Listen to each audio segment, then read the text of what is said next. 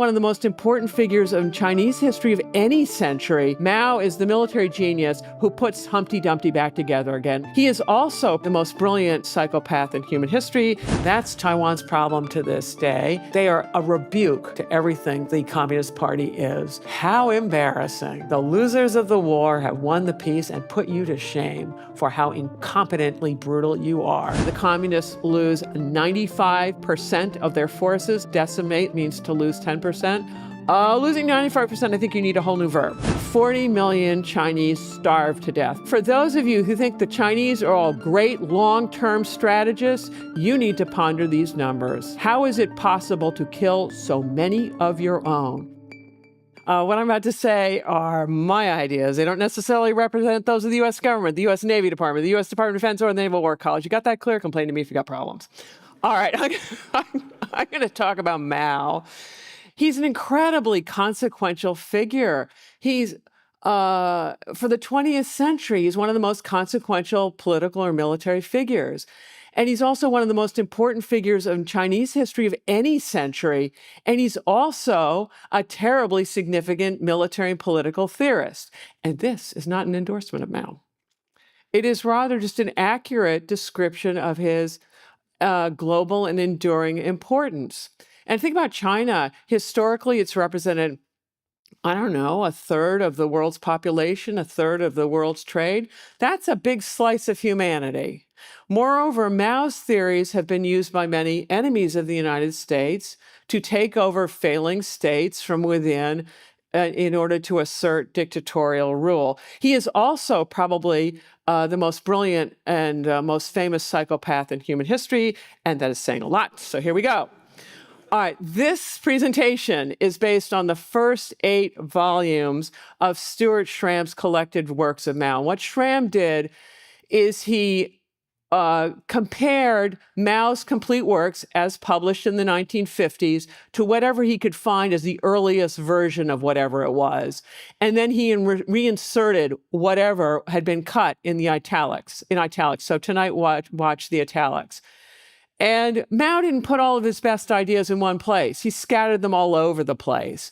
And so what I've done is for you all prepared like a jigsaw puzzle of all of these different ideas. And then in order to make it comprehensible to you of all these random little tidbits, you have to have like a coat rack to hang all the hangers, and that's called a simple framework, and I'll get there.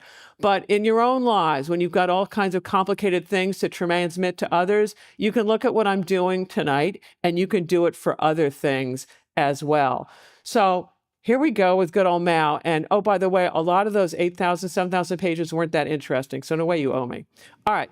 So, all right. These are major military theorists, just to run you through them. Clausewitz is the West's major military theorist of bilateral conventional land warfare.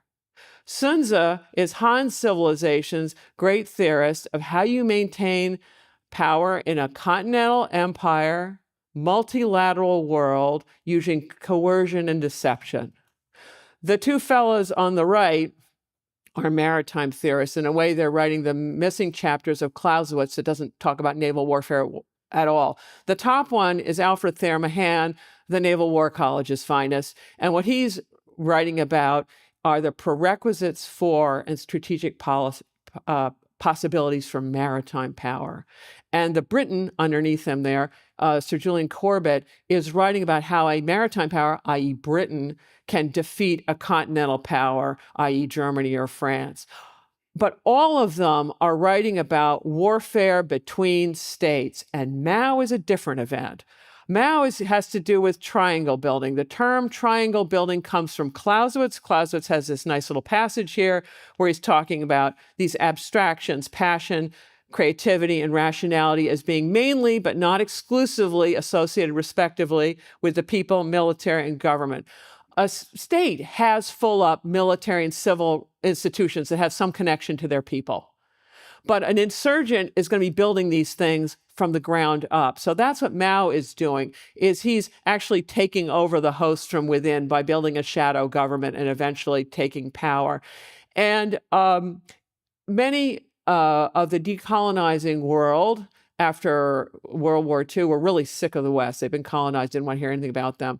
But it seemed as if the Soviets or the Chinese perhaps offered a better model, the communists. And many thought that the Chinese, with Mao, offered the better model. Why? Because the decolonizing parts of the world were also agricultural and underdeveloped, unlike Russia, which had quite a military, an industrial base. And so they thought Mao was the more relevant guy.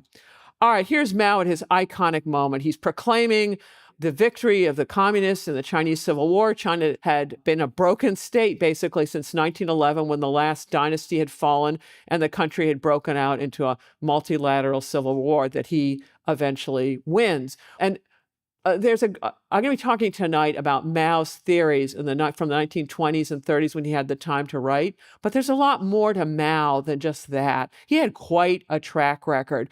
Once he won the Civil War, he imposed a social revolution. What's that? It's more than a political revolution. You're not just replacing the government. You're going to wipe out entire social classes. And I don't mean then, hey, here's your one-way ticket out of here kind of way. No, a social revolution is here's a mass grave, dig it, and then you're in it kind of way. So if you look at these statistics of Chinese deaths in many of their wars, this is from much of the Maoist period, I think it's 45 to 75, what you'll notice, the figures in white, I believe, are civilian deaths, not military deaths. And it gets really quite ugly. There are more Chinese civilian deaths here than all deaths in World War II. And then for those of you who think the Chinese are all great long-term strategists, you need to ponder these numbers. How is it possible to kill so many of your own? That's generally not a mark of good strategy. Moreover, most of them died during the Great Famine, which was the only nationwide famine in Chinese history. Why? Because it's not caused by the weather. It's caused by policies set in Beijing. During the Great Leap Forward, Mao put all the peasants on communes. That meant the party was in control of the food supply, i.e. who lives and who dies. You don't get a meal, you're very dead. In addition, he decentralized industry, and you can see these backyard furnaces pictured here. As a result of this, production collapses, agriculture and industrial, but Mao keeps exporting food. Why? Because that's his pocket change. That is a major source of government income if he wants to be able to do anything. So they keep exporting food. As a result, 40 million Chinese starved to death, primarily in rural areas and disproportionately peasant girls, the least valued members of society. The statistic of 40 million deaths comes from this book by Yang Jisheng, who's written the definitive work. The English translation is but one volume. The Chinese original is 3.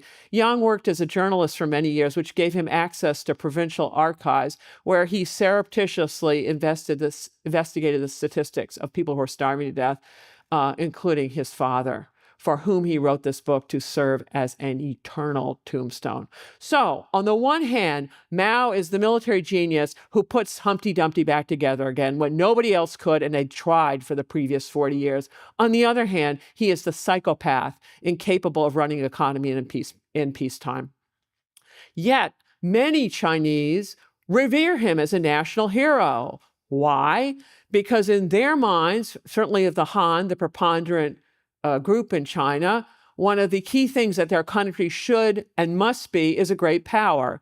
And Mao, by reunifying China under the banner of communism and then fighting the coalition of all the major capitalist powers to a stalemate in the Korean War, or in their mind, a victory, that constitutes ending what they consider the era of humiliations that started in the mid-19th centuries and end with the communist revolution. So he's a hero at home. All right. To understand Mao's theories, I need to put it in the context of the wars that he fought. So in 1911, Qing dynasty collapses. The country shatters into a multilateral warfare among warlords of these provincial leaders. And on this map, you can see the different colors and shadings. Those are different warlord areas. But the Nationalist Party and the Communist Party form a united front in 1923 in order to eliminate these warlords. And so Chiang Kai-shek, who's the head of the Nationalist Party, Generalissimo, not just the general, He is the man who's leading the northern expedition to fight off all the warlords, except he stops midway near his power base in Shanghai, and he turns on the communists, massacres them in droves. This is the White Terror. Why? Because he thinks that while he's away fighting, they're trying to take over his government. He's correct. So he keeps on moving there. There's a nominal unification of China under nationalist rule when this takes place. In addition, once he's done with that, then he wants to eliminate the communists for good. And so he runs a series of 5 encirclement campaigns around their base areas that are scattered in South China. The primary base area is also called a Soviet, is the Jiangxi Soviet. And on the 5th encirclement campaign, Chiang Kai-shek is finally successful, and he sends them off on the Long March up to way up north in desolate Yan'an. Long March is a real misnomer. It's the long route, and the communists lose 95% of their forces. I believe in English, decimate, lose, it means to lose 10%. Losing 95%, I think you need a whole new verb for what's happened to you. But Chiang Kai-shek doesn't wipe them out because he's suffering from divided attentions. When the West did the original, it's both the United States and Europe. The United States does its original America First thing with a holy smooth tariff, putting tariffs up to historic highs, and then everybody, of course, retaliates. So now everybody's got high tariffs. Well, here's trade-dependent Japan that's always cooperated with everybody, and suddenly they're toast.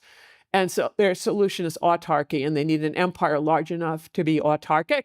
And so then that's when they invade Manchuria in 1931. So Chiang Kai-shek has all of a sudden lost this area from China that's greater than Germany and France combined. It's a mess.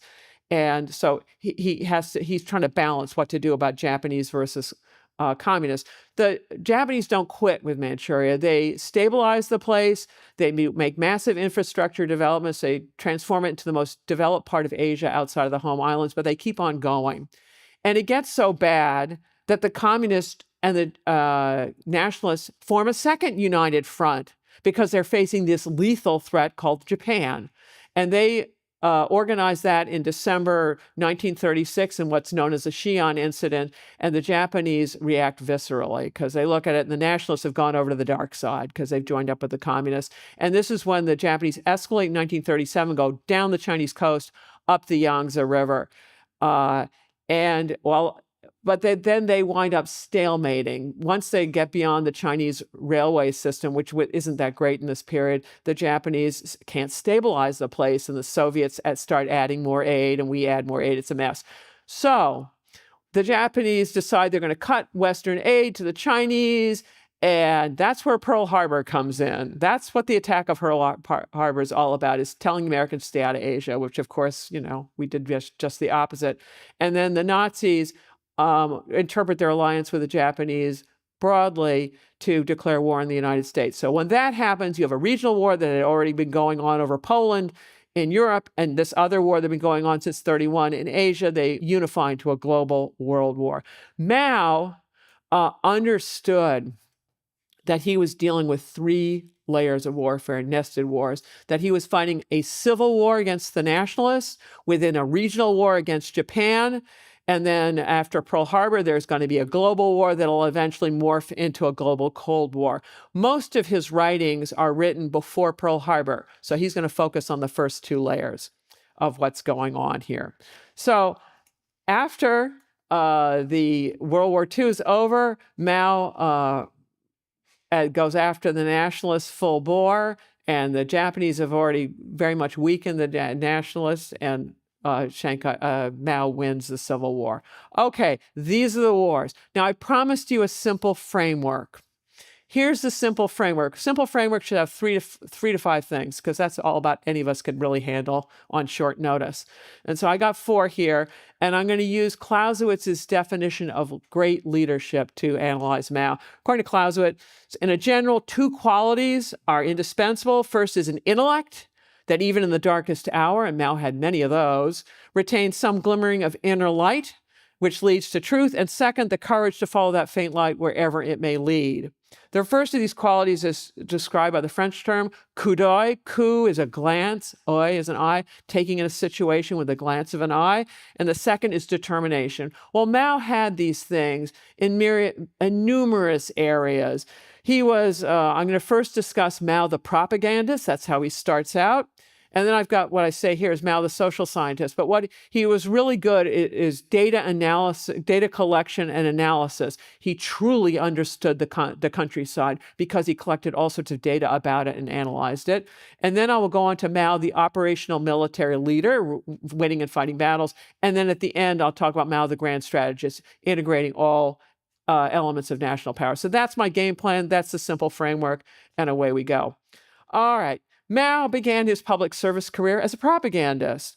And if you look at his early biography, he's born in 1893 to a prosperous but not particularly well-educated father who tilled his own land. Mao hated his father, and he hated farming, so he left as soon as possible. After the 1911 revolution, for a little while, he worked as a soldier, didn't like that.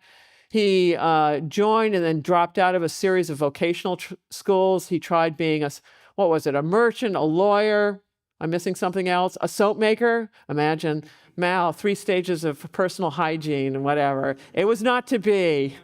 But he eventually gets an ed degree so he can go off and be a primary school principal. Okay, imagine setting your child off to the psychopath doing show and tell. It's not. And then he joins the Communist Party. And it's during the First United Front, so he also joins the Nationalist Party. And he has very important positions. If you look at he's in the National Party, he's at their central headquarters, and he's a minute taker. So he's the fly in the wall listening to everything.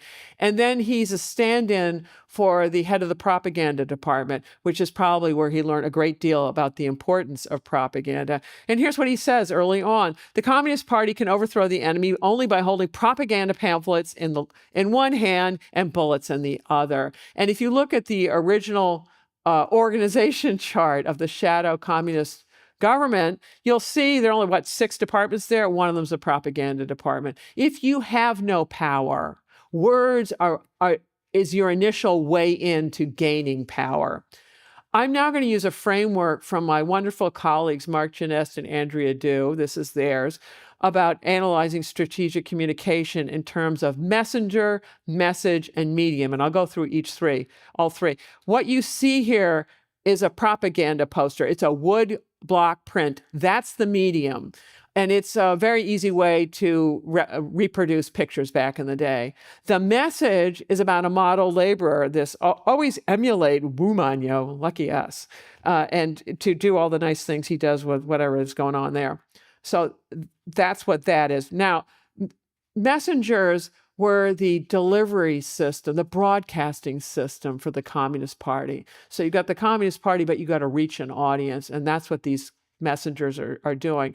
And so they go into local areas and they identify local grievances for attention by the Communist Party, which when it fixes them or fixes somebody, that will generate loyalties and allegiance. So these propaganda personnel would be identifying local bullies to come in and deal with them, organize mass rallies.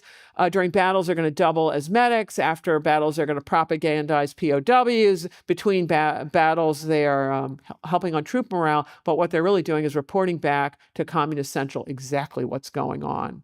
And civil and military messengers differ.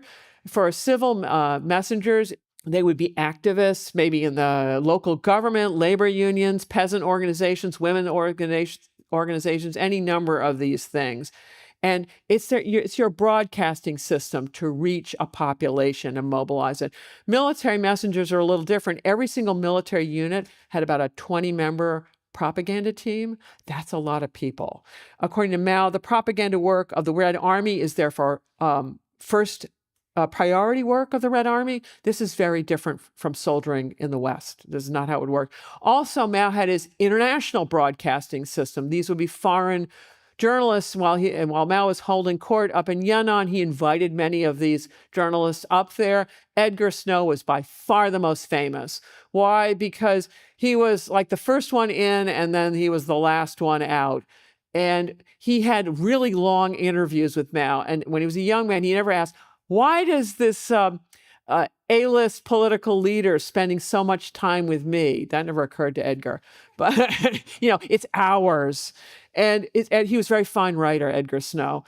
And what Edgar Snow writes, Red Star over China, you can probably go to Barnes & Noble and pick up a copy there. It's been in print ever since.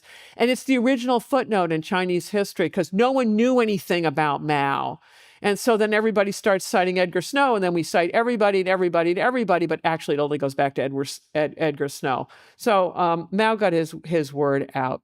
Mao thought, you want to keep the message simple, you want to make it epigrammatic so that people can understand it rapidly. In his day, this meant having matching slogans to the equivalent of newspaper headlines to provide a lens for people to understand events, rather like tweets in our own day. So when the White Terror occurred, when Chiang Kai-shek is turning on the communists in the First United Front, the slogan was "Arm the Peasants." And then when the Japanese invaded Manchuria in 1931, the new slogan is "Down with imperialism," and the Nationalist Party too, because you want to smear your enemy in the Civil War while you're at it there. But there are a whole series of these slogans. And here, Mao is one of the most popular poets in China, certainly, of the 20th century. He could write really simple couplets. And if you look here, I think it's a total of 8 characters, so that someone who's semi-literate can make their way through this poem. On the other hand, he wrote really complicated things because he needed to garner the support of intellectuals initially before he'd educated enough peasants and workers to take over. And intellectuals prize poetry, and they prize what's called grass writing, which is that unintelligible Chinese stuff writing under there. If Mao set these poems to tunes that everybody knew, people could sing them on the Long March and elsewhere and learn them that way. So he's an incredibly accomplished man. He also understood you have to manage the message and the way he did that is through political mobilization. Part of that is you've got to tell people what the policy objective is, which for him was abolishing imperialism, feudalism, and the landlord class, and then presenting a strategy for how to get there. And here are the media that he used, not only the written and spoken word, but also the dramatic arts in order to get the message out. And he also used an institutional medium of education. And here is Mao, the primary school teacher in his element. Most of the people at his armies were illiterate, but Mao knew all about how to reach them. There are a lot of political commissars. What are they? Political and military commissars come in a pair. Military commissar is the military professional who actually knows about the fighting. The political commissar is the one with the direct line to the secret police who will cap the military commissar if there are any problems whatsoever. So Mao has got an elaborate network to get the message out, offering all kinds of social services to people, not only medical, but also education for peasant children. And he also educated their parents. This is for the first time in Chinese history. He did it during the winter slack season. Now, the nationalists had also tried to improve education. But once the Japanese invaded full bore, they had to drop it, because the nationalist conventional armies are the ones that are fighting off the Japanese conventional armies. The communists are a guerrilla movement, and they're operating behind enemy lines. So as the nationalists are dragooning people into their armies, the communists are busy offering social services, and I'll get to land reform. And so for the peasants, before too long, it becomes a no-brainer whom they're going to support. Mao also emphasized professional military education because he needs to turn peasants to cadres, to guerrillas, to conventional soldiers. And there's got to be an educational pipeline to do this. And if you look at this Northwest Counter-Japan Red Army University, the first 4 of the first original departments, political work is one of them. This is not professional military education the way it's done in the West. It's a separate thing.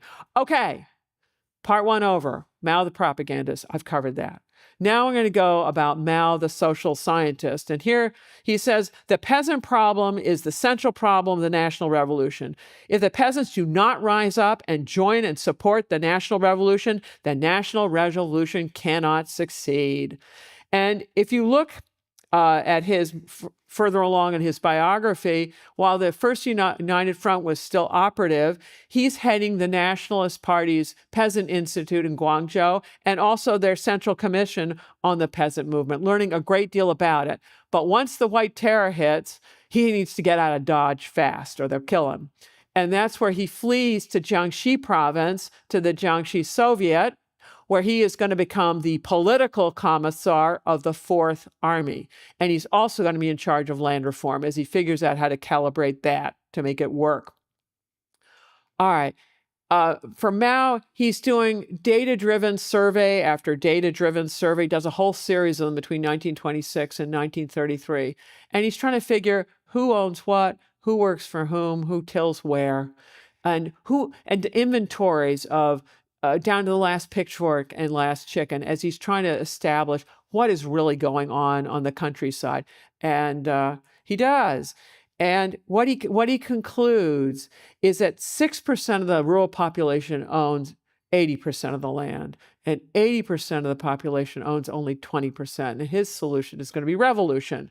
And he goes further into the statistics. He identifies 70% as poor peasants, 20% who are like his father, they till their own land, they're middle peasants, and then they're the exploitative 10% who don't get their hands dirty with anything. And what Mao is trying to figure out is how you can incentivize 80% of those people into actively taking part of the revolution. This is the key.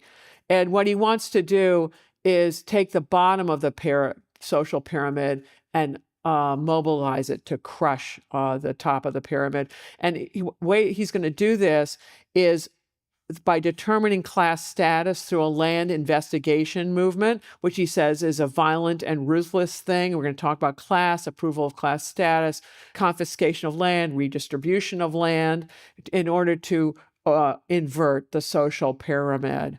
And he's got a real plan for doing it. He argues that land reform is just essential for peasant allegiance. This is how you're going to get it, to draw these hundreds of millions into supporting the communists. But you got to do it sequentially. You got to propagandize first, and then you're going to distribute land later.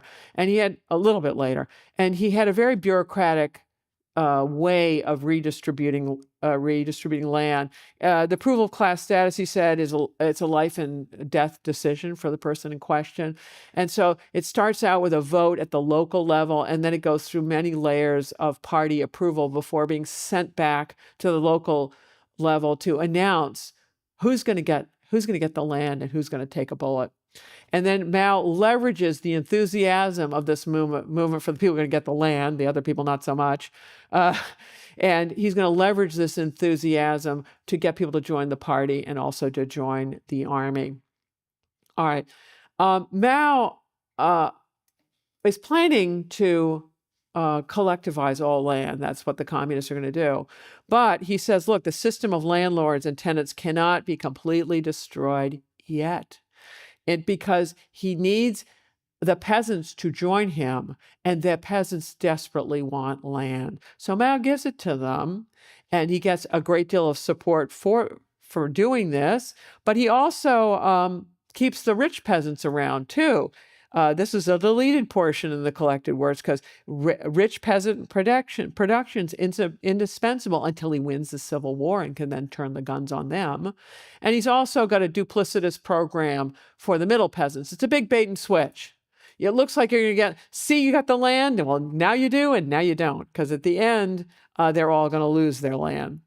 In order to reform, to get the land, Mao is talking about a red terror to get it.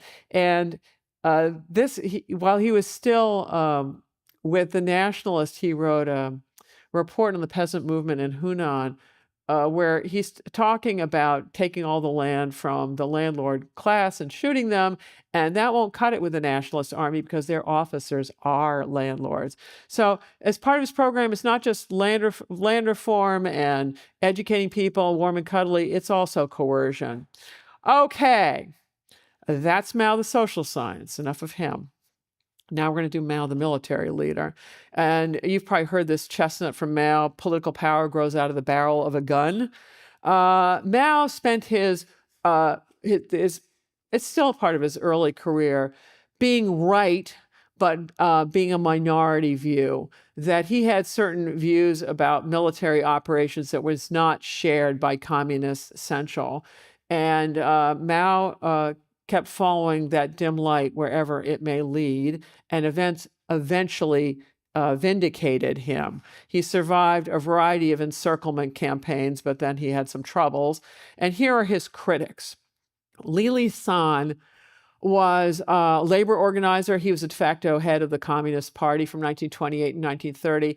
And after the White Terror on the Northern Expedition, Moscow had told its communist buddies in China that the next thing to do was to take the cities. And so Li Lisan tries to with the Nanchang Uprising in 1927, total disaster. And he tries it again in 1930 with the Changsha Uprising, another disaster, and that gets him into exile in Russia. And according to Mao, Comrade Li Lisan did not understand the protracted nature of the Chinese Civil War. Li Lisan is trying to fight a decisive, i.e. war-winning battle far too early. You try to do that and you can get yourself ruined. Here's another critic, Xiang Ying. So Mao is in the Jiangxi Soviet, and he thinks its smart strategy is to lure the enemy into your own terrain, which is favorable to you, let them get exhausted, then you spring the trap and you annihilate them. Communist Central in Shanghai thought this was nuts, that you shouldn't be ceding territory at all. So Mao, for the longest time, he's off in Jiangxi, they're off in Shanghai, they're a long way apart, and so Communist Central can't do anything about it. Mao does his own thing. So the Communist Central sends Xiang Ying to Jiangxi Soviet to fire Mao personally. And you can imagine how this works for his later career. Not well. And he fires Mao. And this is where his strategy winds up producing the Long March, the Long Retreat, in which they lose 95% of their people by trying to defend territory. So people began to get it that Mao may have known what he was doing. And then on the Long Retreat, Mao chose as his terminal point of retreat, like where are you going to wind up, as up in Yan'an, way up north, deep in Muslim and Mongol lands, but near the Soviet border. And Mao thought that was essential because they're the big benefactor. Whereas this gentleman, Zhang Guotao, who was the military commissar of the Fourth Army, thought, nonsense. You want to be in Hanlan, we're Han Chinese, we want to be in Hanlan's lands. So he wanted to go into Western Sichuan, which he did. And he suffered a series of defeats over the 1935.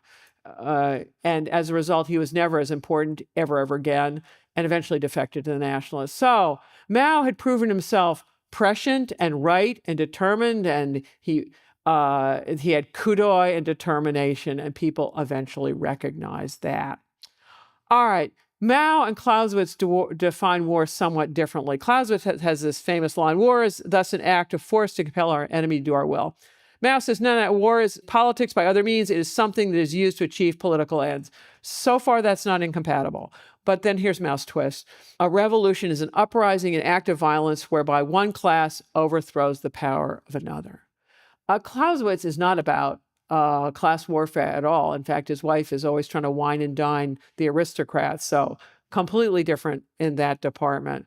Mao is looking at the world, and he believes the linchpin of the social order are landlords, and he's going to detonate them and try to destroy them. And he talks about the violence of all of it, that you're going to get the peasant masses to overthrow these landlords, and that this will, it's going to require terror and in rural areas, but this is absolutely necessary. And of course, this is what the nationalists absolutely would not tolerate. Mao also understood he was operating in a period of nested wars, and that the ones that were ongoing were the Civil War with the nationalists, and then the regional war with Japan. Pearl Harbor comes a little later. And he talked about defeating Japan in 3 stages. He said, defeating Japan requires 3 conditions. First is progress by China, i.e. the Civil War. which is the basic and primary thing. The second is difficulties for Japan, i.e. the regional war. And the third is international support, the big friend. I'm going to talk about each of these three things in turn. So in order to win the Civil War, Mao believes you need base areas. These Soviets, where are they located? Often on the boundaries of provinces and very difficult terrain where provincial authority, let alone national authority, simply does not extend. And Mao thought that there were certain prerequisites for a good base area, and one is strategic terrain. It's got to be defensible so that the weaker communist forces can defend it against conventional nationalist or conventional Japanese armies. So that's key. Pick your terrain carefully. Also, you need to have a strong Red Army presence there to make it work. You need numerous organized workers and peasants. So you got to have some local support there. And then you need a good party organization. So this is Mao's idea, what you need for a base area. And he believed that you needed to match your military unit, the type of military unit, to the territory. And he said there are three kinds of territory. There's base areas, there is enemy-controlled areas, and then there is the interface in between, which is where guerrilla forces are going to be roaming. So he was all about deploying the Red Army to the comparatively safe base area. They'll protect that. You might send guerrilla detachments to some of the guerrilla areas, but really only really small things would you ever send into enemy territory. Moreover, he has prerequisites to fight. There are 6 possible prerequisites. You got to have at least 2 before you fight. And the most important one is that people have to actively support you. You probably need a base area to pull this off. He said that the last 3 things about enemy weak points, the enemy exhaustion, enemy mistakes, those things could appear quite rapidly, but you better choose your terrain very carefully. Terrain is immutable. He also said that if you're weak, the way the communists were, you had to follow a strategy of annihilation. What you do is you annihilate one small enemy unit at a time, and the cumulative effects will eventually change the balance of power. Only someone who's really strong can tough out an attrition strategy. So he's also about triangle building in these areas. So little guerrilla detachments go out into the interface. If it works out well, and it looks like they can start either a new base area or expand an existing one, that's what they're going to be up to. So these guerrilla forces are either a disposal force, which you could send them out to do risky things, and if they get wiped out, it doesn't endanger base area defense, or they can become a nucleus of a new base area. So in small guerrilla groups, party members are toughened, cadres trained, the party, government, mass organizations are consolidated. And if they're successful, then you bring in the Red Army to do higher level institution building and either greatly expand an existing base area or you're forming a new one, is what's going on. Mao had 2 military services. We always think of Army, Navy, Air Force. That's not what it was for him. It was guerrilla forces versus conventional forces. And what guerrilla forces are operating in the rear of the enemy is so that there's no stability or security. It's in fact, there isn't even a front line. It's so amorphous. And so what guerrilla forces are supposed to be doing is exterminating small enemy forces, weaken larger ones, attack enemy lines of communications, establish bases, force the enemy to disperse. But they're doing all of this in combination with conventional forces. Because here's the thing. You think about Mao and its guerrillas. Well, actually, here's what Mao really says. Regular forces are of primary importance because it is they who alone are capable of producing the decision, like winning the war. There is in guerrilla warfare no such thing as a war-winning battle, right? Guerrillas are, the relationship of the two is really important. Mao also thought that you needed to establish a fire escape if you had a base area. Like if it all goes south, where do you go? And his terminal point of retreat for the Long March was up in Yan'an. He thought it was important to figure those things out in advance.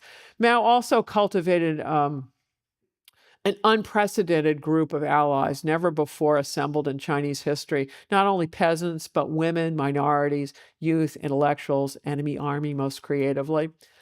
for cultivating the allegiance of peasants, it wasn't just education and land reform. It was also army discipline. This is where the 3 rules, 6 points for attention, and a couple additional points, which were enforced through 1949 when the communists win the Civil War. Why? You don't want to alienate the peasantry. These are the people that are forming your cadres, your guerrillas, everything. So maintain army discipline. Don't mess with it. Mao also took an incredibly forward-looking view about women. Here he is with his 4th wife, the actress. The other 3 had suffered, respectively, abandonment, execution by the nationalists, and commitment to a Soviet psychiatric ward. Not fates for the faint-hearted. But Mao calculated that women are about half the population. They're miserably treated, so they're naturals for wanting a revolution. They're a force that will decide the success or failure of the revolution. He calculated correctly, and he was way ahead of his times. And he also understood that in a guerrilla war, you're sending all the guys off to be off fighting, and you've got to be building base areas and things. And this is where women came in to do those activities. And as a result, he offered women the unthinkable, which is men and women are absolutely equal. Women have the right to vote, be elected, participate in the work of the government. He's just way ahead of his times. Mao also offered minorities the previously unofferable, which was self-determination. And what the minority people didn't get is that a promise made in a really desperate civil war with a regional war overlaying it, once you win those things and you can turn your guns on those trying to secede, that promise may be unenforceable. You can ask the Tibetans and Uyghurs how it all worked out. All right. So Mao's strategy, he had a strategy of disintegrating the enemy army. And let me tell you how that one worked. In every county, you select a large number of workers and peasant comrades, people below the radar, and then you insinuate them into the enemy army to become soldiers, porters, cooks. You can use women to do this as well. Talk about people who are below the radar. And you're creating a nucleus of a communist party to erode them from within. And eventually it'll have a shattering effect. And he said also part of this disintegrating the enemy has to do with leniency. Sun Tzu advocates never put your enemy on death ground. Death ground means that you just have that you're a dead person if you don't fight. So your only hope is to fight. And if you put someone on death ground, they tend to fight with incredible willpower. And Mao don't do that. So what he did, when you capture people, propagandize a little, recruit the willing, but release the unwilling, so that the comparison of communist leniency and nationalist brutality becomes absolutely stark in this otherwise pitiless war. Okay, that's the Civil War. Now we're going to go to the second problem, which was Japan, the regional war. Mao made a really thoughtful assessment of what were the key characteristics of China that would determine what kind of military strategy he would use. And this is his assessment. He said, okay, China's a large semi-colonial country. It's an undeveloped country, point 1. Second, its enemy's really strong, point 2. Thirdly, the Red Army's weak. And fourthly, there's an agrarian revolution going on. And from this, he concluded that revolution was definitely possible, but it's going to take a long time. So he didn't kid himself about quick wins. He's going to come up with a strategy for protracted warfare. And he thought that Japan had certain weaknesses that the communists could leverage. For instance, the Japanese had inadequate manpower to garrison a country the size of China. This meant that guerrillas could roam far and wide behind Japanese lines. Also, the Japanese were brutal, just gratuitously brutal, and they're outsiders. And this means that the peasantry are naturally going to gravitate towards the communists. Just simply, regardless of what the communists do, just simply, but based on what the Japanese are doing, they're going to gravitate towards the communists. And also, the Japanese had grossly underestimated the Chinese. And as a result of these underestimating the Chinese, they made errors. And when they made errors, they started quarreling among themselves and making more errors. And the communists could leverage these things. Mao's most famous paradigm theories, his 3 stages of People's War. The first stage is the strategic defensive. It's the prevent defeat phase. The last phase, phase 3, is a strategic offensive, the deliver victory phase. In the first phase, you're focusing on the peasantry. In the last phase, you're annihilating the enemy army. And if you look at activities that go on in each phase, the activities of phase 1 and 2 never cease. Rather, you add additional activities as competence increases. So in phase 1, you're doing popular mobilization, base area building, triangle building, guerrilla warfare. And then as you get more of these things, you can start engaging in mobile warfare, try your hand at a little conventional warfare, reach out with diplomacy. And then if you go further in stage 3, then you're talking positional warfare, and you're going to have the war-winning battle. And how do you get from the phases? Well, the transition from phase 1 to 2 is basically you have a critical mass of base areas, cadres, armed forces that you can move into phase 2. But the problem of being in phase 2 is what it looked like isolated acts of banditry in phase 1 to the incumbent government. Now the incumbent government gets it, that they're facing an insurgency bent on regime change, and the regime changes strategy. And so the communists are no longer under the radar, but they're in the crosshairs. And it's dangerous because they're weak and the enemy is strong. So when you transition to phase 2, initially it is quite dangerous. And here's Mao writing about these problems and saying, look, in this stages 1 and 2, the enemy is trying to have us concentrate our main forces for a decisive engagement, i.e. decisive in their favor. They'll win the war because they'll annihilate us. And of course, this is what General Westmoreland was trying to do in the Vietnam War, is getting the North Vietnamese to concentrate so that he could blow them off the map. And of course, they'd read their Mao and didn't do that nonsense. So Mao is saying you only fight when you're sure of victory. And also, in order to get to phase 3, you need a big friend. Why? Because phase 3 is conventional warfare, which requires infinite supplies of conventional armaments that requires an industrial base to produce it. And somewhere like China lacks this industrial base. And so good old Soviet Union played this role the world over. And so this is the secret sauce of People's War. If you want to get to phase 3, you need a big buddy. And that's where the Soviet Union came in. And so this is why Mao determines that Yannan's going to be his terminal point of retreat. He's, I'm fighting my way through to the Soviet Union. No kidding. You've got to have the conventional arms to fight this stuff. What's interesting about Mao's description of People's War is it actually applied not so much to the war with Japan, which he claimed it applied to, but rather to the civil war with the nationalists. And here is the key.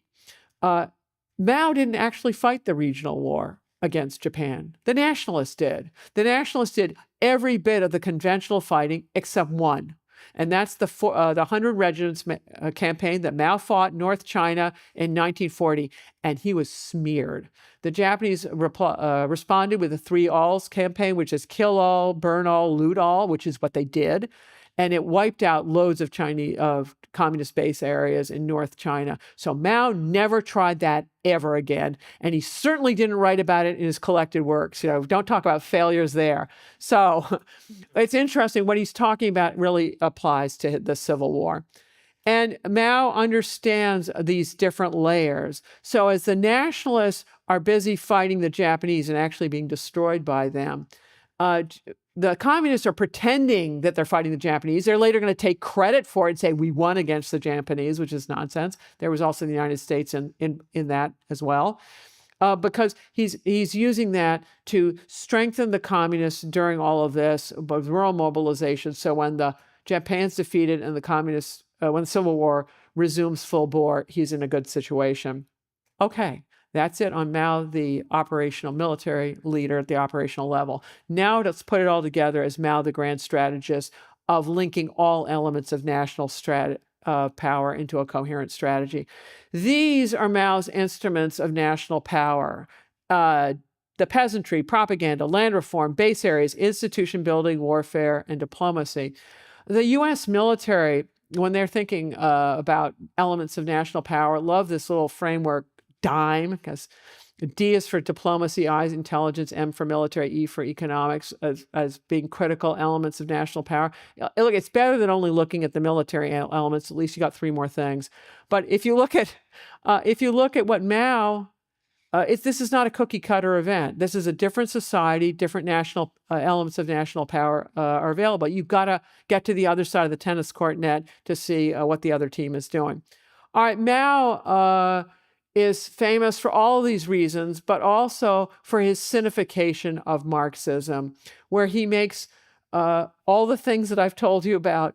It makes his version of Marxism much more applicable to these countries, the newly independent countries after World War II, of how they put things together. And he positions himself to replace Stalin, who dies in 1953, as the leader of communism. So Mao was prescient on numerous levels. He was certainly prescient about the centrality of the peasantry. He was way ahead of his times on the importance of women. He was calculating and cunning on how he was going to use minorities and POWs. He had proven his coup d'oeil and determination with his military strategy. He also anticipated when the Japanese war in China would stalemate. And he also anticipated more or less when the United States was going to get into the war in Asia. And he's the great signifier of Marxism. All right, Mao produced all kinds of concepts and paradigms that are useful for insurgents who are trying to take over the host from within. And I've listed a variety of them here, and I'm going to go through them in turn. And these are the things that the counterinsurgent then has to counter. All right, rural mobilization. This is obviously a big deal in Mao. And if you compare, I'm going to be doing a lot of comparisons with the Vietnam War and the Korean War, because they're communists and all these things. And you can see Mao's rural mobilization was very successful in China. The North Vietnamese rural mobilization was also really good. South Korea, not so much. Why? The leader, of North Korea trying to mobilize the peasantry in the South, that wasn't so successful. And why? Syngman Rhee, the leader of South Korea, immediately did land reform. And this glues loyalty of soldiers to the leadership doing this. And maybe that is not the only factor, but an important factor for why the Korean War turns out differently. Base areas. Mao says those are really important. The North Vietnamese used them to great effect. They had all kinds of areas in the South and then on the borders of South Vietnam. North Korea, not so much. It couldn't form base areas in the South. Why? It's a peninsula, which the U.S. Navy cut off. It's also cold. So where are you going to flee if you want to do a base area? I think it's up a mountain in South Korea, and that will get cold in the winter, and you'll probably freeze to death. I believe Al-Qaeda means the base. I believe that's the correct translation. So if you're thinking about ISIS or whatever's left of it, you can go back to Mao's ideas about base areas, that you need a particular kind of geography that's good for the defensive. You got to have a big party organization, a lot of local support. You got to have military forces there. Does Al-Qaeda, well, it'd be ISIS or something. Do they have all four of these things, or can you remove any one of them? All right, another idea from Mao is luring the enemy in deep. And Mao had done that very successfully in the first three encirclement campaigns, and then he was removed from command, so he wasn't doing that anymore. And again, in the final phases of the Chinese Civil War, the 45 to 49 event, Mao lures the nationalists deep into Manchuria. And the nationalists are a South China phenomenon, right? I showed you the map. Chiang Kai-shek starts in the south and he goes way up north. So he's weakest in the north, but Mao lures him way up there in Manchuria, and then he springs the trap and destroys Chiang Kai-shek's armies up there. And then the entire Civil War wraps up within a year of that. So Mao also lured good old General MacArthur, who fancied himself a great Asianist in the Korean War. MacArthur goes all the way up to the Yalu River, right on the Chinese border in the Korean War, and the Mao springs a trap. And MacArthur didn't realize that, 350,000 Chinese troops had been infiltrated around him. Oops, missed that. It did not work out well. But for the U.S. Navy now, needs to think about, what about being lured into the South and East China Seas, and then the Chinese pulling the trap. There are places you don't need to go. The Chinese may have to go there, but maybe you don't have to. All right, another one is terminal point of retreat. I've talked about Yan'an being a really good one, and that worked. And then when the Manchurian campaign initially wasn't going well for Mao, he retreated up to Siping, which is a little bit north, and that worked well enough. But when Chiang Kai-shek tried to pick these Manchurian cities as a place to retreat in Manchuria, bad news. There's only one railway system that gets you south out of Manchuria. You suppose the communists don't know about it. And they encircled the nationalists in these cities and destroyed them there. So when you're thinking about insurgents and things, think about, well, if you knock them out of one area, where might they go next? All right, another concept from Mao is disintegrating enemy forces, which is what happens to the nationalists. Think about it. Chiang Kai-shek had been fighting since the 1920s and forever and ever and ever, and he fought the Japanese. They're brutal. The United States had trouble fighting the Japanese, and Chiang Kai-shek fought them alone for a long time before we joined the war. And yet, he loses a battle in 1948 in Manchuria, and that's it. The rest of the country wraps up. So what was going on there? Or the South Vietnamese, they've been fighting forever. And then the whole place just wraps up. And the same thing with Japan in World War II, that they've been fighting all over the place forever, fighting us brutally. And then in 1945, we don't even have to invade the home islands. Think how unusual that is. The Germans fought every street on the way to Berlin. The Japanese quit. And this is about disintegrating the enemy and why it happens. But what you can say in all those three cases is the warfare had been going on for an incredibly long time, and it was ruinous, and the places in question were ruined. So don't expect that to happen too fast. And of course, Mao's big contribution are his 3 stages of People's War. And Mao presents them as sequential. You go from 1 to 2 to 3, and ta-da, you win. And they're cumulative, right? You do certain things, and then you get to phase 2, and you've had this cumulative effect of destroying enemy forces, and you get even more accumulating casualties on the other side, and finally you win. A student of mine said that's actually not a great way to look at it, or an even better way to use it is like a metric of how an insurgency goes up and down, so that ISIS may be on the cusp of going into stage 3. I don't know, they're really, well, possibly with all the equipment they got initially, or whether then they get knocked back to stage 1, where you wonder whether they still exist anymore, and come back and forth. Anyway, that was that person's take. I thought I'd pass it along to you. All right, I have one last thing to talk about Mao. Is it when you read these 7,000 pages, and I don't recommend it, one is struck by all these dualities. And I think it goes back to yin and yang analysis, which is very prominent in traditional Chinese thinking. So if you look at Mao discussing triangle building, it's in terms of the presence or absence of factors, presence, absence being opposites. So you're going from the absence of political power to the seizure of political power, from the absence of the Red Army to the creation of the Red Army. And it goes on, that studying the differences and connections between dualities is a task of studying strategy, and it's really everything. So to defend in order to attack, to retreat in order to advance, it goes on, and it's all about correctly orienting yourself with between these opposites. So oppose protracted campaigns in the strategy of a short war. Uphold the strategy of a protracted war in a short campaign. And I'm starting to lose it. And you've got to put everything in the context of each other: losses, replacements, fighting, resting, concentration, and dispersion. And I'm thinking, I don't get this. Mao's bipolar disorder. So I went to this gentleman, Brigadier General Samuel B. Griffith. He is the only translator into English of Sun Tzu, who has a distinguished military career. And also he went on to get a DPhil, that's like a PhD from Oxford in military history. And if you look at his career, he's in China during the Japanese escalation of the Sino-Japanese War. He's back in China, does another tour at the end of the Chinese Civil War. He gets top marks in the military's Chinese language exam. And oh, look at these details. Navy Cross, Purple Heart, Distinguished Service Cross.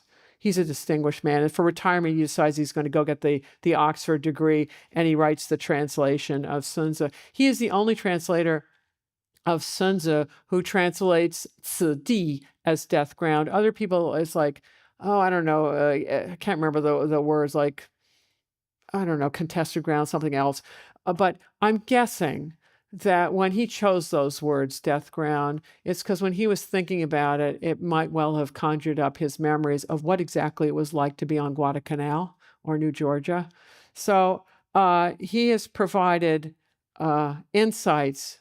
Oh, also the other thing to mention about him is he's really modest. I had to dig around to find these biographical details. They're not on the cover of his book, which is where they should be. And his service to his country continues to this day because it's his translation that continues to educate officers now, what is it, over 40 years after his death. But here's his take.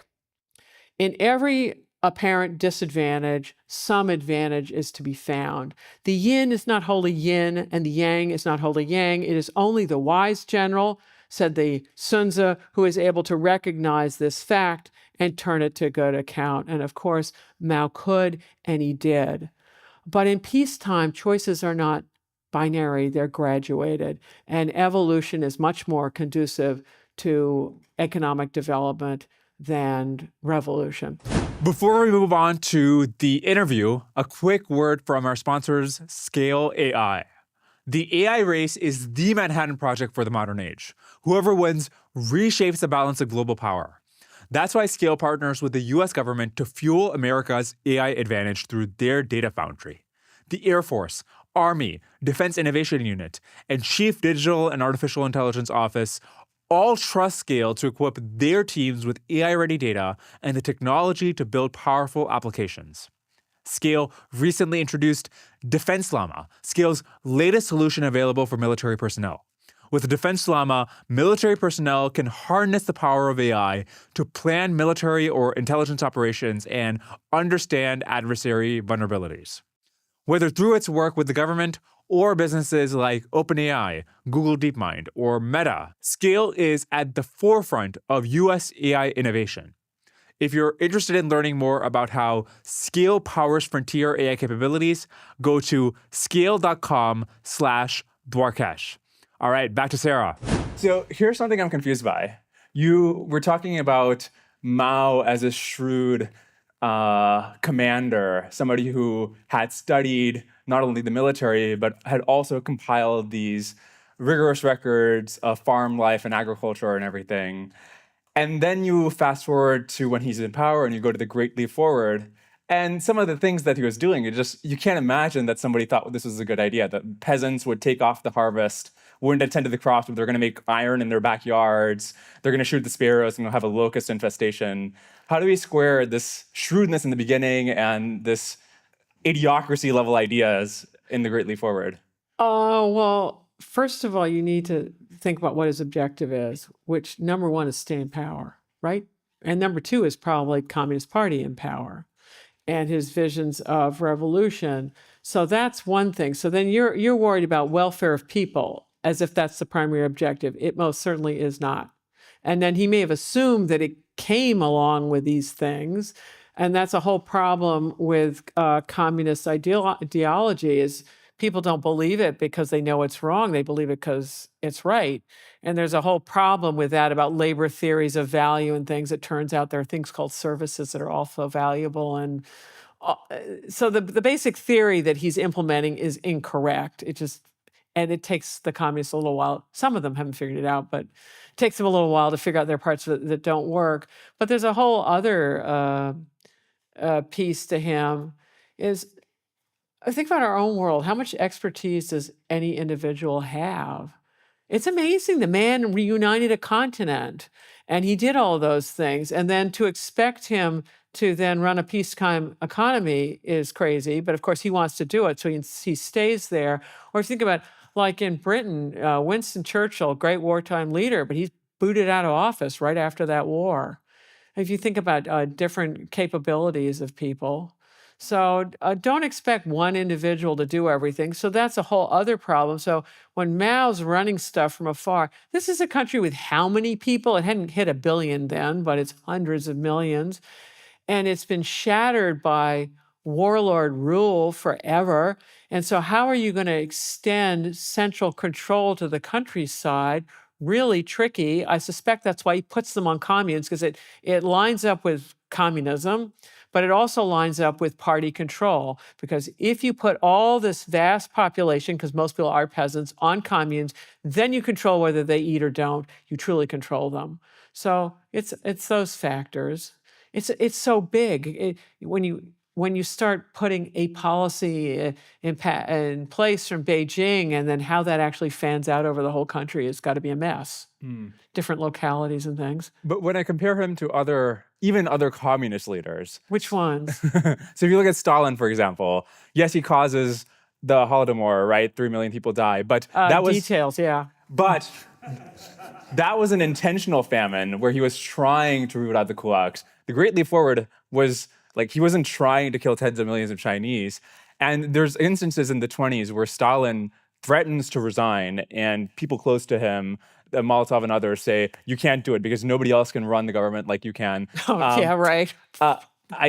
True, but the level of yeah, it doesn't seem like Stalin was a devoted communist, and that led to many deaths. But he didn't seem deluded in the same kind of way that Mao was. Well, first of all, Russia is quite a developed country compared to China. And if you think about it, Russia had been industrializing since the late 19th century, and China's a much later event. Russia also has all sorts of institutions and things that China was lacking. So already Stalin has many more tools at his disposal than what the Chinese communists are going to have. Also, the kind of warfare, think about the warfare in China. You get the Taiping Rebellion. It's only the biggest of the peasant rebellions of the 19th century. And I can't remember, people estimate, I can't remember, it was 20 or 30 million people. That's a large number, right? Because I think World War II is supposed to be like 55 million. So there are a whole series of these peasant rebellions in the 19th century that go on for, I don't know, 25, 50 years. If one's here, one's there.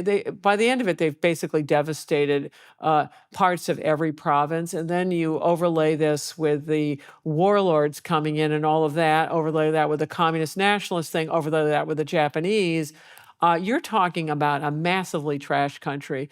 And think about it. I'll give you another example. For Americans in the room, and for others who aren't Americans, you'll have to, based on your dealings with Americans, this country had a civil war. It ran, 4 or 5 years? It was mostly in the South. Northerners joined armies and then went to the South. The institutions of government didn't change in Washington. They certainly did in the Confederacy, but those were new things, right? Because they were trying to secede. And the losing side of that war still hasn't gotten over it, right? So if that's what's going on here, and that thing wasn't nearly as brutal as the kind of civil wars. At the end of the Civil War, Lee's army is allowed to go home.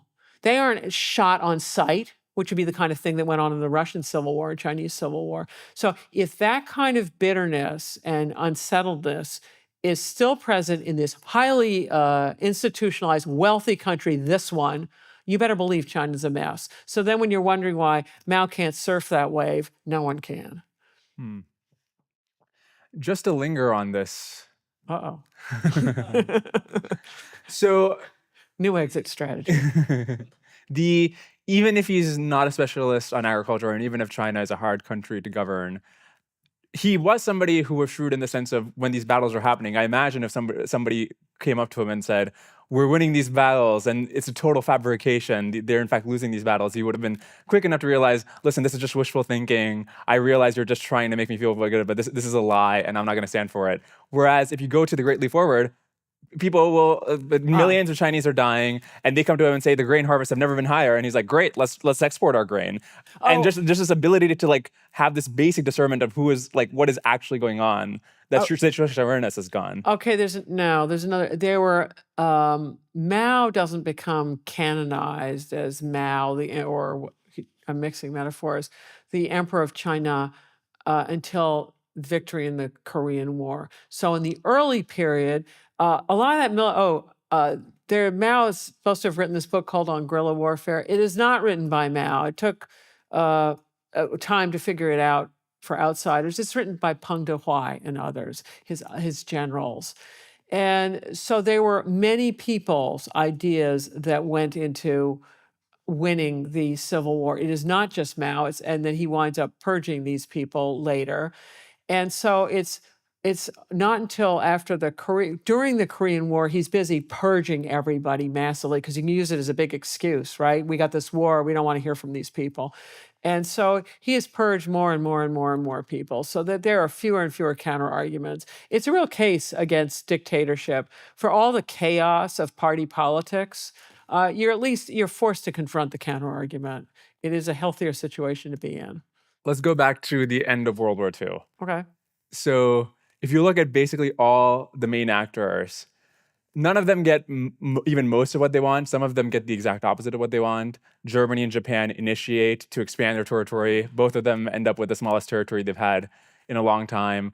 Britain starts the war, or not starts, but joins the war in order to defend Poland. Poland ends up in totalitarian occupation afterwards, and the British Empire disintegrates. But Stalin ends up with the borders of the Soviet Union vastly expanded. China becomes communist. How do we make sense? Is Stalin just like a master strategist here? I believe there's a detail of how many tens of millions of Russians died on that thing. So I grade it's a personal success for him. It's the numbers of Russians who were destroyed in that are incredible.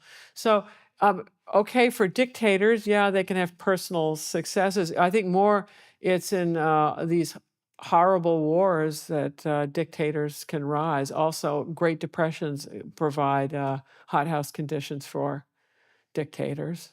So, I think the lesson is the last thing you want to do is fight a world war. But as Britain discovered in World War II, if Hitler's insistent, you're stuck, right? It might be a lesson for our own day, right? Isn't this Ukraine's problem? They didn't want to fight a war.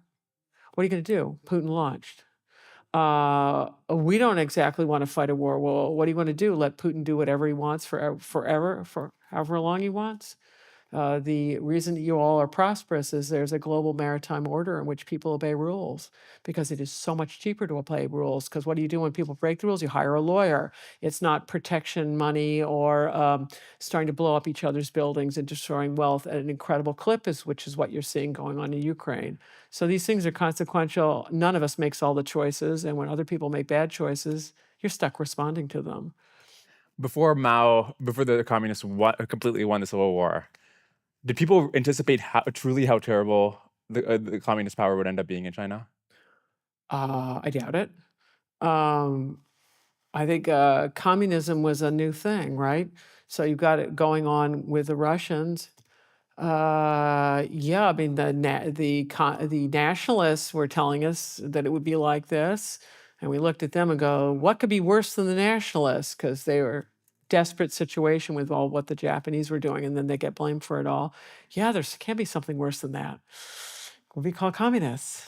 But I don't know that anyone could have predicted why can anyone do a crystal ball what the world's gonna be like in 10 years? Yeah. It seems when you read the history books that it had to be that way, and yet in our own lives we know that it's contingency of why things turn out as the aggregate of all of our choices. How would you ever calculate that? I wonder if there's a lesson in there that America should be more open about supporting corrupt, somewhat autocratic regimes, because especially when they're facing fanatical ideologues, because things really can get much, much, much worse. I think Americans need to worry about overextension. Any country has to worry about overextension. We have finite resources. Also, you're talking about sending your fellow Americans to go get themselves killed.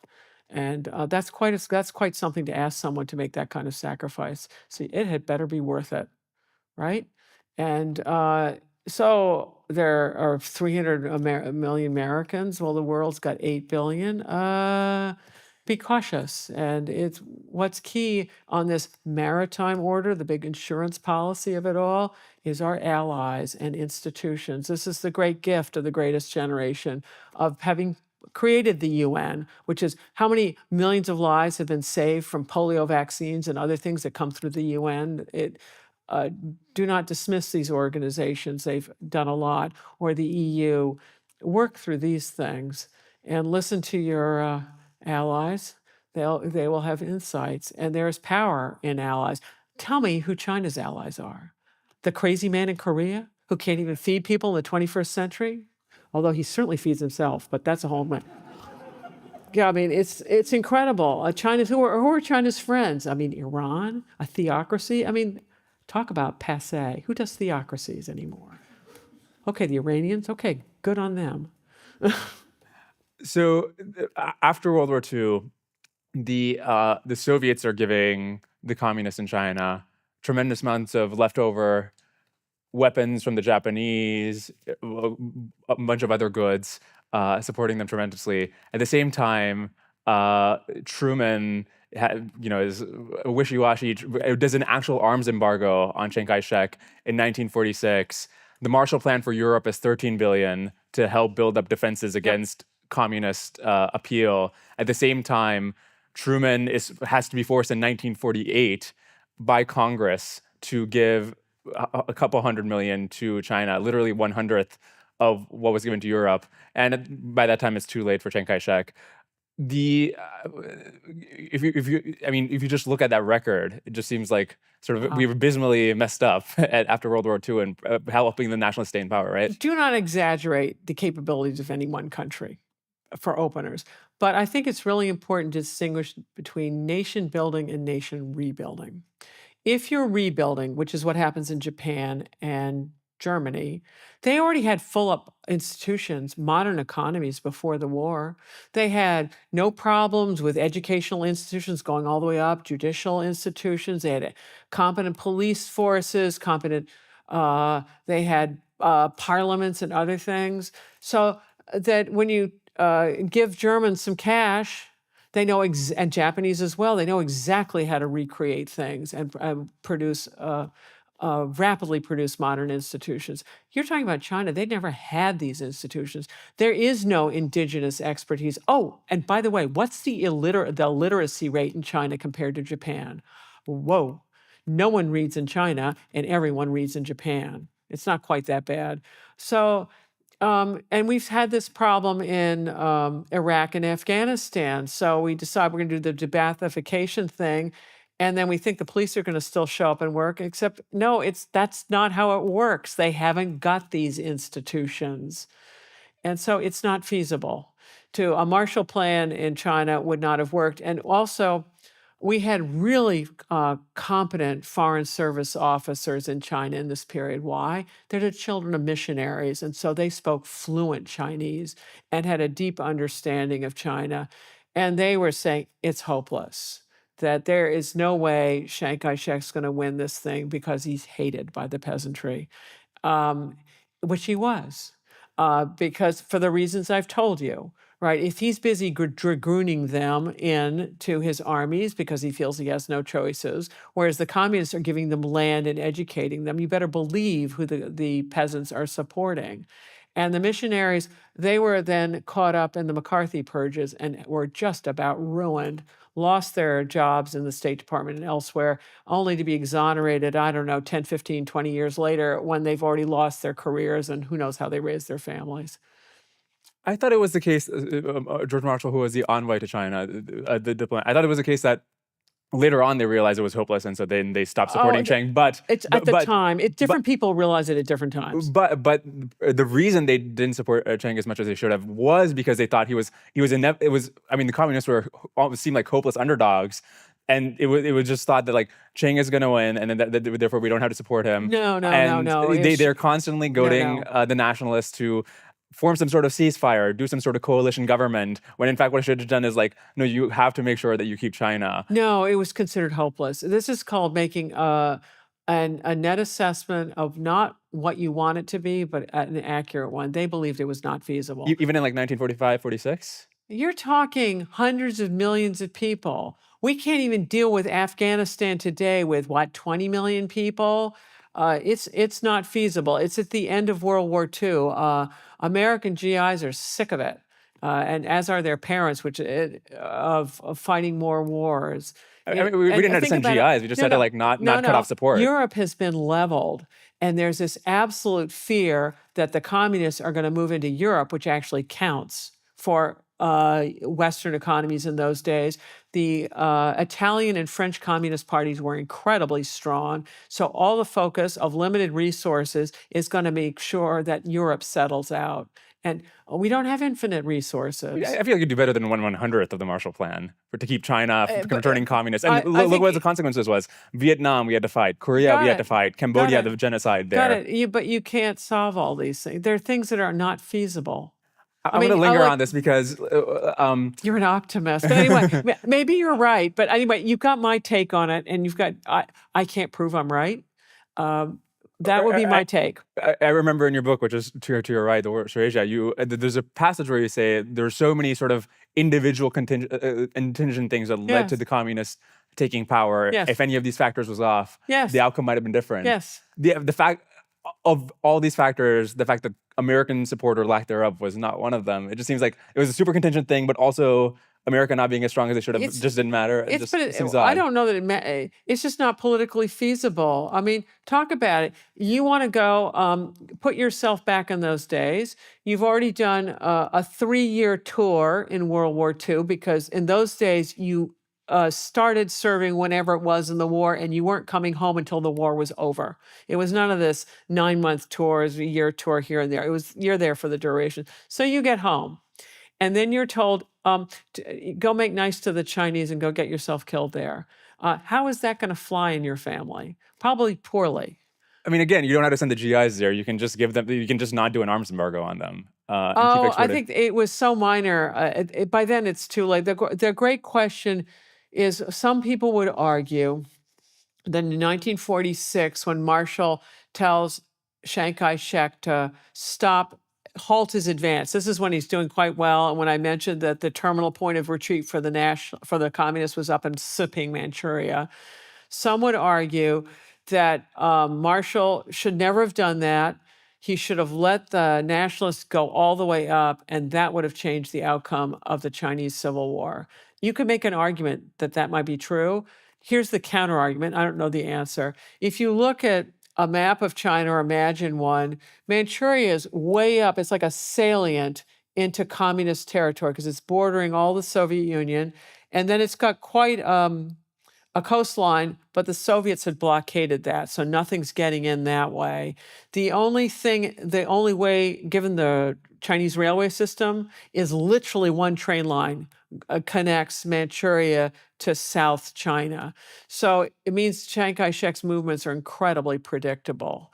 So one argument you could make, and people have, and I don't know the answer, none of us does, is that, hey, that was the big error. So if that's the big error, the mistake, and this is a common one that Americans make, so this is worth talking about, is Americans often don't look at warring parties to understand if they are primary adversaries, there is no way you're going to make them make nice. So the United States had trouble for years trying to get Pakistanis and Indians to cooperate. And it would want to give aid to both of them and just didn't get it. As long as they're primary adversaries, you aid one, it infuriates the other. And they're never going to cooperate, the two of them. Or I suspect what was going on in Iraq and Afghanistan. So you want to have a democracy and you want to have all the parties represented. Well, if they all want to obliterate each other, the last thing they want to do is have representation of the other side, right? So if you have parties that want to exterminate each other, the idea of getting them to cooperate is impossible. So don't try it. So that would be the lesson from this thing of the, we kept trying to do a coalition government with the communists and the nationalists. It's a non-starter. But the United States was a very isolationist country and didn't have the attitude of a great power until after World War II. In World War I, we felt dragged into it and these horrible wars and that being quite irresponsible during the Great Depression and just ignoring everybody else's problems, didn't want to hear about it. And then we get a World War II out of that, and then we rethink that whole proposition. If you had to speculate, if suppose the nationalists win, in Taiwan, because they're forced to, they have a very sort of pro-American policy. But if they had won in the mainland China, would it have been similar, where mainland China just turns into Taiwan, or would it have been different? No, I'm sure it would be different. One of the reasons Taiwan is after they lost the Civil War and they are on the island of Taiwan, they did big after-action report analysis of what went wrong. And they decided it was corruption and that it was land reform, that they needed to fix those things. But they couldn't do land reform on the mainland because that's their officer corps. But when they come to Taiwan, they can more than redistribute Taiwanese land, which they do, and it's bloody because the Taiwanese don't want their land redistributed. And the Taiwanese were given bonds, and they thought those bonds would be like the pieces of paper that were issued in the mainland, i.e. worth nothing. But actually, after time, they became quite valuable. But land reform was bloody in Taiwan. And but it's today Taiwan has a very equal income distribution. And what is the explanation for when you were just had these tallies of numbers up of how many deaths through different events? And so the famine obviously makes sense. A lot of people would die, but you just go down the list and there's so many things where a couple million people die, and it's like 1 out of 10 items that happen within a span of a couple of decades. It's famine. If you have warfare, you have famine. Yeah, it's not mostly bang, bang, you're dead. It's just, that goes on too. But it's starvation when you disrupt things in this way. Why didn't the communists have the same troubles that the Kuomintang had in terms of not being able to pay its soldiers? I mean, it was the same China, right? It wasn't a developed economy. So why didn't they have trouble paying their soldiers and retaining them? Oh, I think it's because everyone's on board about the peasants have got their land. The only way they're ever going to keep it, they think, is by supporting the communists. And then they're all, Mao isn't living any kind of luxurious life. That was another thing, that you have these rich officer corps and the nationalists flaunting their wealth among absolutely starving people. And that's another reason why they're hated. Whereas the communists never had those people. So no one's flaunting their wealth. You saw the pictures of Mao and his beloved there in these incredibly baggy clothing. No one's got luxury wear or anything. Although after they win, Mao is like famously a fan of luxury and has, right, in a way that I think Stalin would sleep on his couch in his office. Yeah, I don't know the details on Mao. Mao had other things that had to do with little girls, but anyway. Okay, so if we go, you were just mentioning the China, this period of turmoil, constantly there's insurgencies and chaos. And then we go to all the turmoil that Mao causes, all the people, when he gets in power, tens of millions of people are dying. And yet, there's never a major insurgency after he takes power. There's never a coup that works. Communists are good at this. When the North Vietnamese win, what do they promptly get? Famine. And in Vietnam, I think you have kind of 3 harvests. Like, how do you ever have famine in that place? But yeah, they did. This is the brilliance of communism, is this commissar system and the party system and how they set up their government.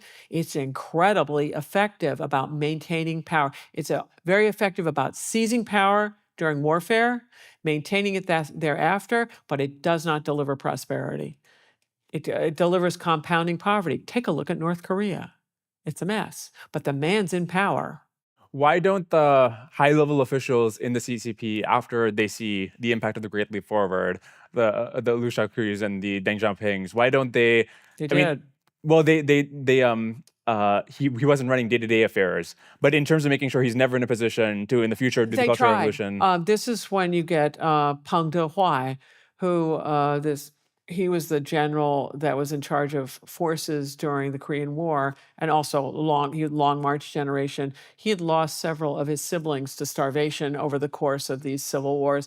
And he and Liu Shaoqi pulled the plug on Mao, and then Mao is demoted from one of his positions, and that's when you get the Cultural Revolution, because Mao is on his way out of power from these guys. So what does Mao do? Is he rallies, he gets out of Beijing and he rallies the youth, the Red Guards. These are the children who've been educated in communist education about how wonderful the communists are and beloved Chairman Mao. So Chairman Mao tells the teenagers that they should be in charge. Think about teenagers, not much life experience, but telling them they're in charge. And then they start out by killing off their teachers, right? They have teachers they probably don't like, and it's incredibly empowering. And then they start working their way up the educational system and fan outward.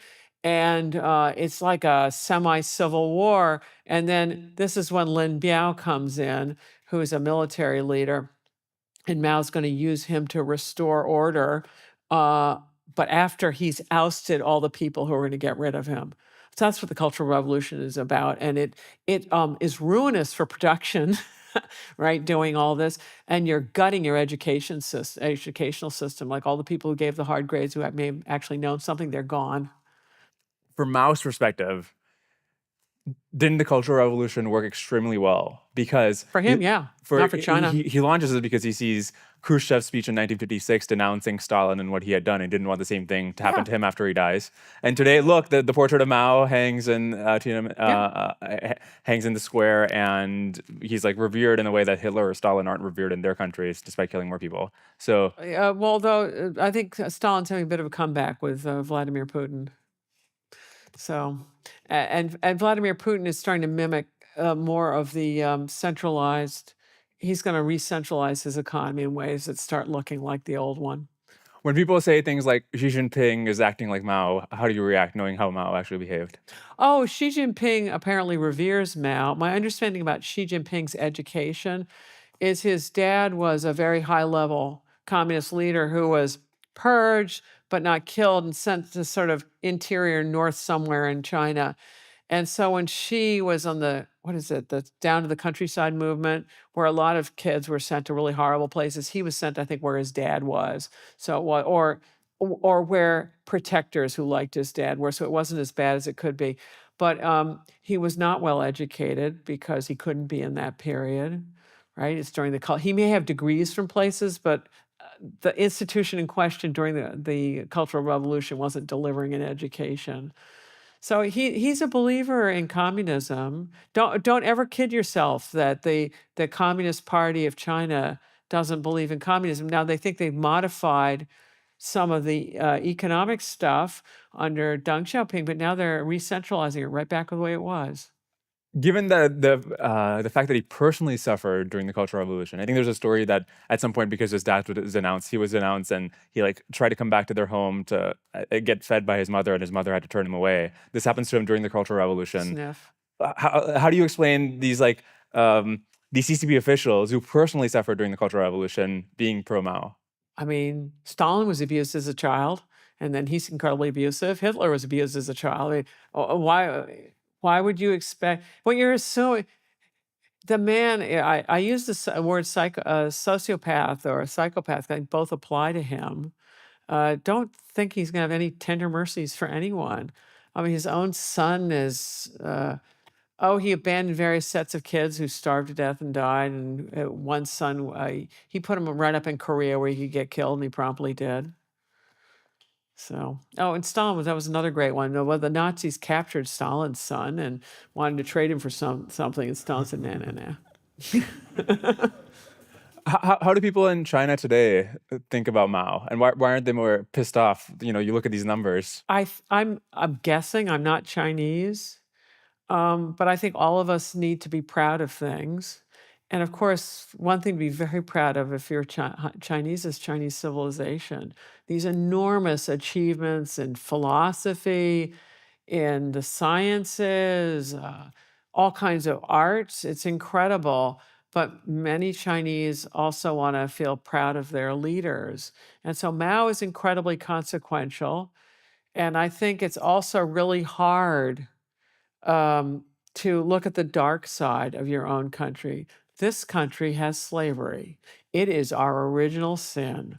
We have not gotten over it. And the part of the United States where slavery was most deeply embedded to this day has the deepest problems dealing with that. So if Americans who are rich and have everything have trouble with these things, why would we think? And this country has so much to be that's just obvious to be proud of. Like, we're just the wealth and innovation and things, a recent innovation. And then we claim we won all these wars all by our lonesome. And of course, we had allies. Come on. But I think that's part of it, is understanding the Chinese history's been so sad. If you ever go to a Chinese movie, you hear the ardor, whatever the instrument is whatever it is. I've got the word wrong. It's just so sad and melancholy. Whereas American movies are all happy, millions of people die, but the good guys live, right?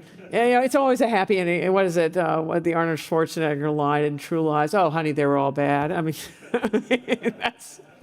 I want to try out an idea on you. So We've tried many. What's the latest? One could claim that Mao being so terrible and being this strong counterexample is what the reformers needed in order to create China's post-Mao growth, in the sense that if you to really abandon communism and pursue pro-growth policies, you needed viscerally the Cultural Revolution as a counterexample, the Great Leap Forward, to say, no, we got to try something else. Possible. Definitely possible, because of all the people who are ruined by it. But I think there's another one. You should give the Taiwanese great credit. Taiwan did an after-action report. They're one of the 4 Asian tigers that went from a very poor country to an absolutely wealthy country. And I think it's around 1990-ish, where Taiwan is, I think the statistics are right, I'll try this.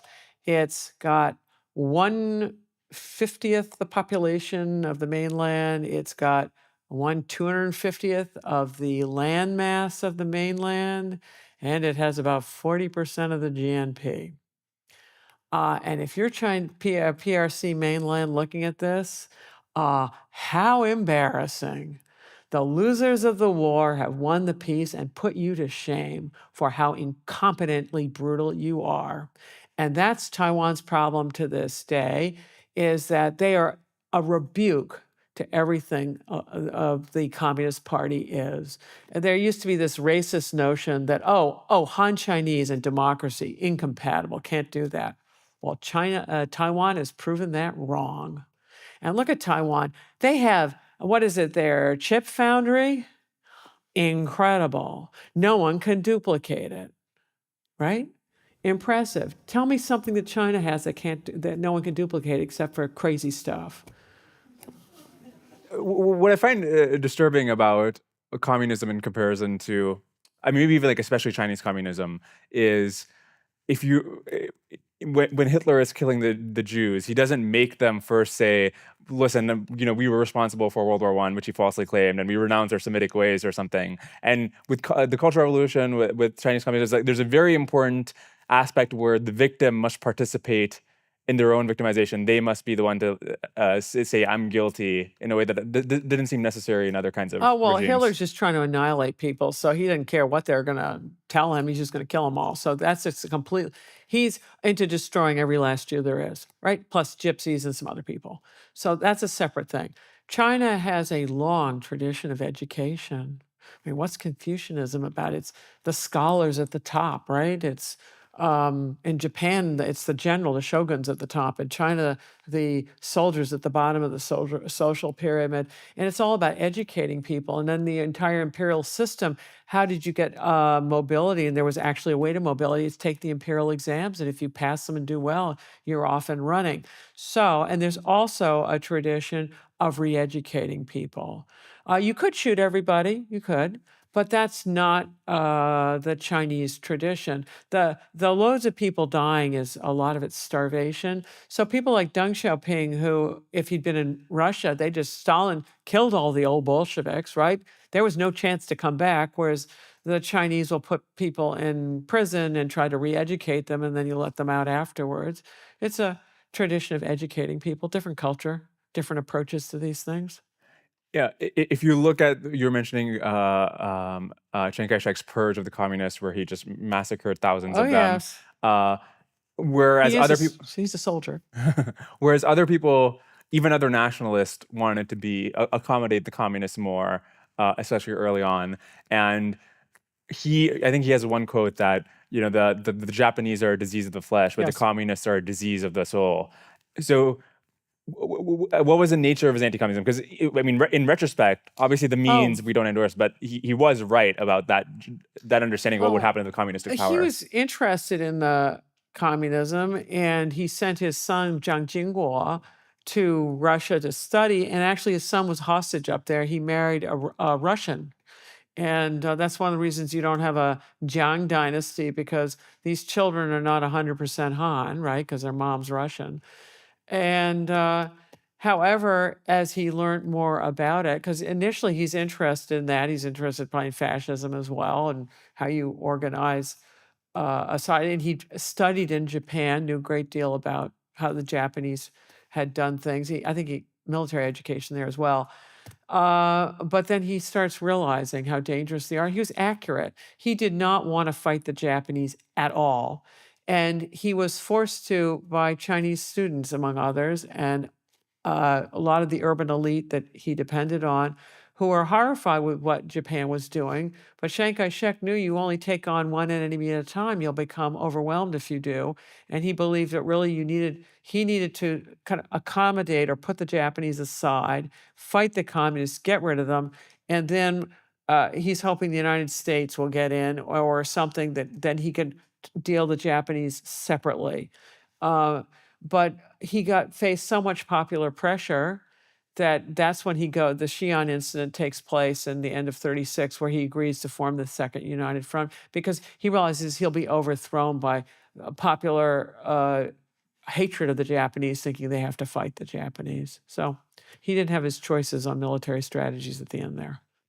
When you read Western journalists who are covering the communists in China sympathetically, people like Edgar Snow, and this is not just true of China, Walter Duranty covering up the Holodomor in Russia.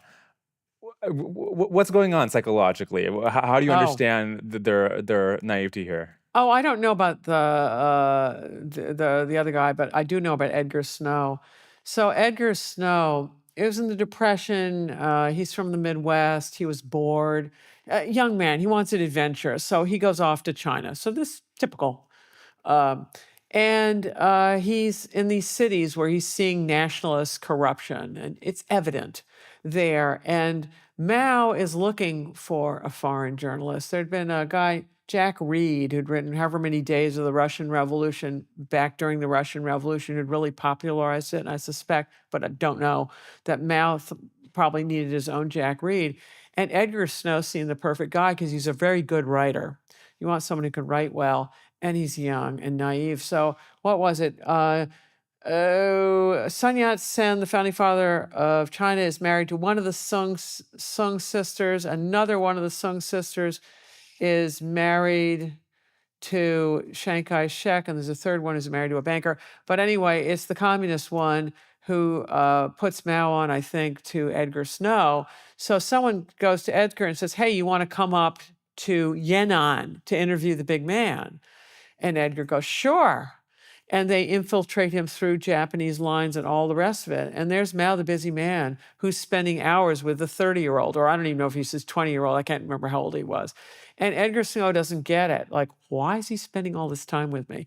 And he's taken by it. And Mao's, of course, showing him all the good stuff, right? So Edgar Snow's seeing all the happy peasants who've got the land and they're cooperating in the guerrilla, this and that. And he is, what is it?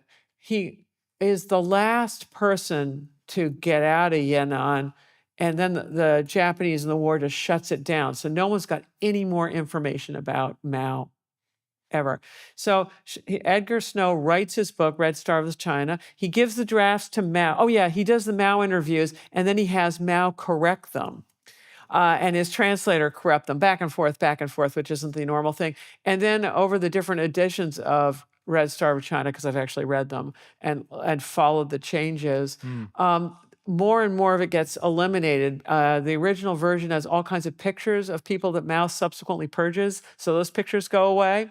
All references to those people go away, and they're no longer in the index.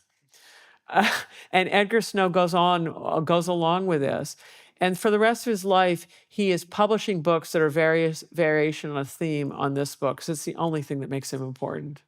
Before he dies, is he discredited? Now, Mao wanted him, it was right when Nixon was reopening China. Mao desperately wanted Edgar Snow to cover that. And Edgar Snow got pancreatic cancer and he was living in Switzerland. He'd run in trouble with the McCarthy era, as you could well imagine, for good reasons, actually. And so Mao sends his personal physician or something to attend to Edgar Snow, but pancreatic cancer still kills, and it killed him. So no, and this was, even though people Edgar Snow knew had been purged during these various campaigns and also the Great Famine, he denied all of it till the very end, because this is what made him important. And so that's what he was to the end of his life. Me, me, me, me, me. When you had the slogans up about how what Mao was telling the peasants, or the different slogans he would come up with, it's not tremendously sophisticated stuff. It's like one line that's catchy or something. Like It's a tweet. Yeah. Still works.